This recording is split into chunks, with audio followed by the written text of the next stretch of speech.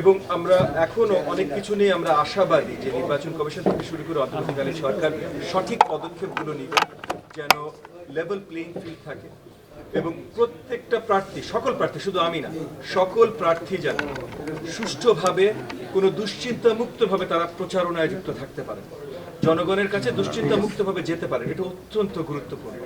ভোটের দিনের 12ই ফেব্রুয়ারি নির্বাচনী অবস্থা কেমন থাকবে, আইন শৃঙ্খলা কেমন থাকবে, প্রত্যেকটা পোলিং সেন্টারে কিভাবে সিকিউরিটি প্রদান করা হবে, এগুলো অত্যন্ত গুরুত্বপূর্ণ। অনেকগুলো পরীক্ষা এখনো নির্বাচন কমিশন এবং অন্তর্বর্তীকালীন সরকারের পাশ করা বাকি আছে।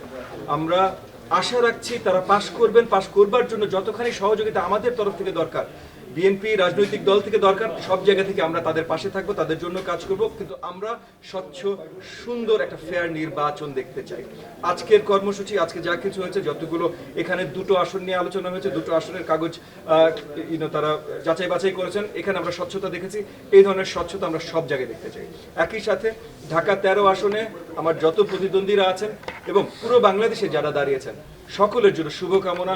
সবাই যেন সুন্দর সুষ্ঠুভাবে এই নির্বাচনে আমরা প্রতিযোগিতা করতে পারি। আপনি তো এনডিএম এর চেয়ারম্যান, পদত্যাগ করেছেন, এখন চেয়ারম্যান কে? সেটা এনডিএম এর কার্যকরী সিস্টেমে যা যা হবার কথা সেগুলো হয়ে আছে। এখন আমাদের ফোকাস নির্বাচনে। এখন আর কোনো দলীয় আলোচনা আমাদের নাই, এখন শুধুমাত্র নির্বাচনী আলোচনা। পরে কি ফিরে যাবেন এনডিএম এ? এটা তো আমি এর আগে অনেকবার পরিষ্কার করেছি যে আমার এই নির্বাচনে ধানের শীষ স্ট্র্যাটেজিক ভাবে নেয়ার জন্য যা কিছু করা দরকার সেগুলো আমরা করেছি। আমাদের রাজনীতির জায়গায় আছে এবং ইনশাআল্লাহ সবসময় থাকবে। আপনাদের অসংখ্য ধন্যবাদ। ফেরত যাবেন কিনা? আমি এটাই পরিষ্কার করে দিলাম তো, আমাদের রাজনীতি আমরা যেমন ছিল সেই জায়গায় থাকবে, সেইভাবেই থাকবে। কিন্তু এখন হলো সামনের সরকার কিভাবে তৈরি, সরকার পরিচালনা, এবং এই সরকার তৈরি এবং পরিচালনায় আমরা একত্রিত আছি। এবং এই সরকার যদি আমরা গঠন করতে পারি, সেটা নেতৃত্বে থাকবেন ইনশাআল্লাহ জনাব তারেক রহমান। সো আপাতত এই মুহূর্তে এই সরকারের দিকে আমাদের নজর এবং আমাদের নেতা জনাব তারেক রহমান। এর বাইরে আর কোনো স্বচ্ছতার প্রয়োজন আছে বলে আমি মনে করি।